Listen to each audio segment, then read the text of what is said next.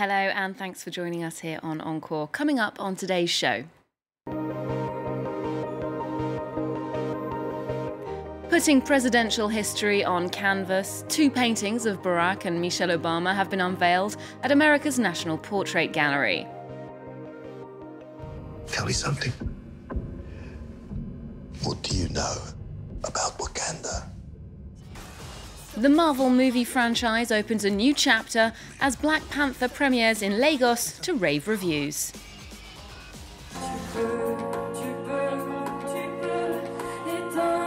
And we meet the French pop band fizzing up the charts as Holidays build on the success of their latest release.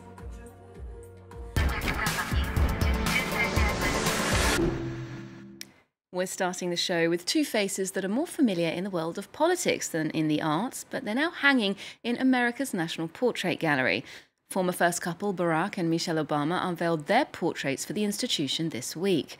The Obamas each picked a different iconoclastic African-American painter for their likenesses, adding some bold artistic sensibility to the often conservative genre of presidential portraiture. Brian Quinn takes a look at the gallery's latest acquisitions. A star-studded gala in Washington as the former first couple prepared to take their place in America's artistic canon, unveiling their portraits for the Smithsonian Institution on Monday. America's first black presidential couple each personally selected African-American artists to create their likenesses. For Michelle Obama, award-winning portraitist Amy Sherald. The former first couple noting they were the first people in their families ever to sit for a commissioned painting. I'm also thinking about all of the young people, particularly girls and girls of color, who in years ahead will come to this place and they will look up and they will see an image of someone who looks like them hanging on the wall of this great American institution. Yeah. The former president, painted by Kehinde Wiley, famous for his portraits of black men placed in opulent, regal settings, a tendency Obama joked he had to convince Wiley to forego. So his initial impulse maybe in the work was to also elevate me and put me in these settings with, partridges and scepters and thrones. And I had to explain that I've got enough political problems without you making me look like Napoleon. We've got to bring it down just a touch. The portraits will hang in the Hall of Presidents at the National Portrait Gallery. Their bold contemporary styles a marked contrast to the staid conservative style that dominates the genre. And one man who was up close and personal with those two profiles on a regular basis was photographer Pete Souza. After he documented the rise of the senator from Chicago, he became the White House's official photographer, documenting the Obama years. Souza clocked up some 2 million shots of the 44th President of the United States during those 8 years, and the fruits of his labour were brought together in a book called Obama, An Intimate Portrait, and that was published last year.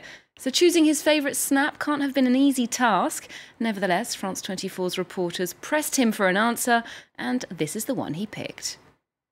Gotta admit that probably this is one of my favorites. I don't know if it is my favorite.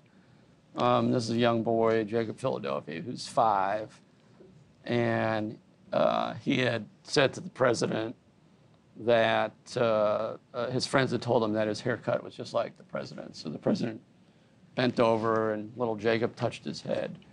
And the thing that I think that picture resonates with a lot of people is you've got this 5-year-old African-American kid touching the head of the president of the United States who looks like him. And I think because of that reason, people gravitate towards that picture.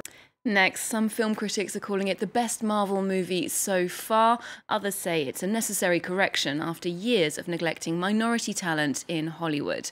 The predominantly black cast of superhero flick Black Panther hopes that its combination of African pride, aesthetic finesse, and full-throttle adventure will also mark a cultural shift in the movie industry. The film had its premiere in Lagos this week. There will only be the conquered. The film Black Panther has received rave reviews. It's set in an imaginary African nation called Wakanda. For once, a Hollywood superhero movie has a predominantly black cast, and is all about African pride. What a good man to be a king.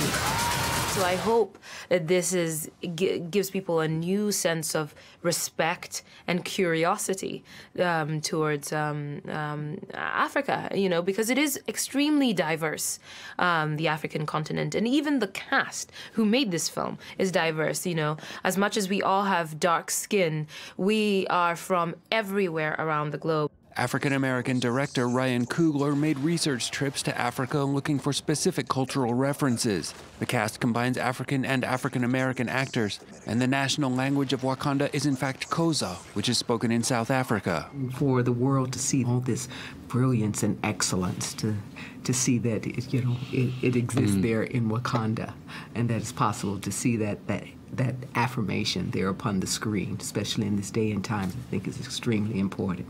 African audiences seem to appreciate the film's attention to detail.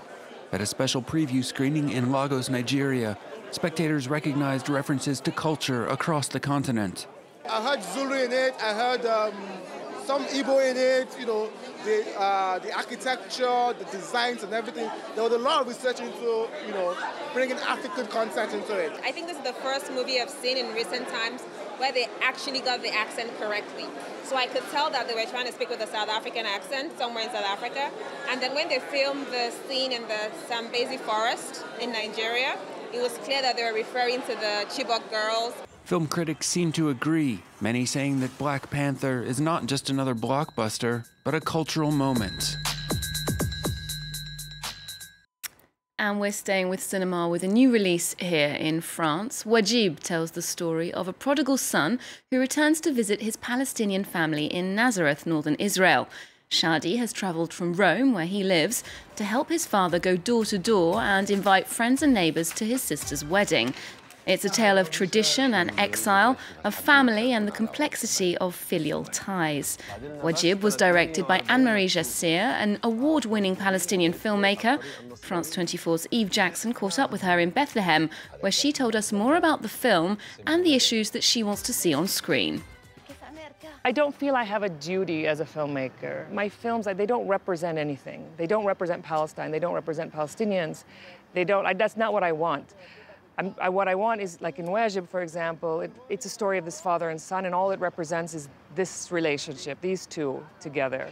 And hopefully other people can relate to that. You know, when the army shoots at a child, like, we know that's wrong. I'm not interested in the cinema that tells that story because it's so obviously wrong. What I'm interested in is maybe that gray area, like occupation, like the more mundane side of occupation, like the day-to-day life of living and surviving and the human spirit in that way. يلا يلا على السريع خليك بالسيارة أنا بطلع. لا ولا يمكن.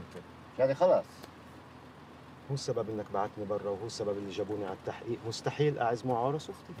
قلت لك كان يحاول يساعدنا. إنه إيش؟ إنه ينصحك إنك تبعت ابنك برا عشان ما يصيرش علي إشي. مش بس هو اللي حط الفكرة براسك. هدفه لهذا الزلمة إنه يطلع الفلسطينيين من هون. طبعاً بده ياني برا، بدهني أنا كلنا برا. سيبنا من خراف المؤامرات تبعك، أنا اللي قررت أبعتك برا، مش روني وعشانك. We're moving to music now and taking a look at an act whose electro-flavoured pop is making a splash here in France. Elise Praise and Sébastien Delage are better known as Holidays. They've just released their first EP, and France 24's Ludovic de Foucault and Shona Bhattacharya caught up with them at the Point Éphémère in Paris.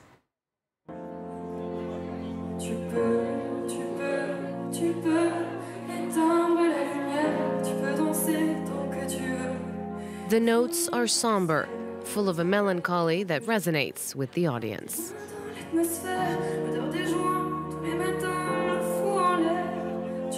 A darkness, the duo says, that renders the light that much brighter. Yes, our lyrics are quite sad, even with the lighter and more joyful songs, but it feels good. The bad times bring out the happy moments.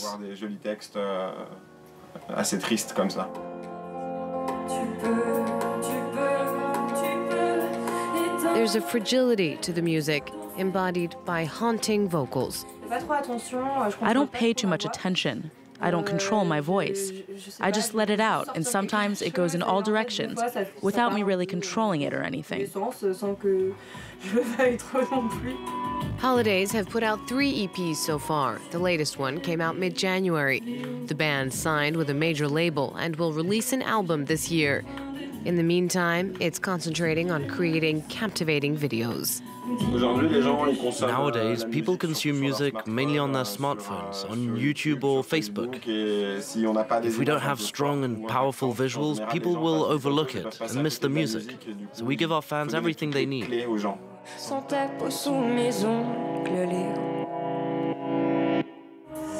Like their name, Holidays wants to take their listeners on a relaxing voyage. The duo hopes it's the beginning of a long journey.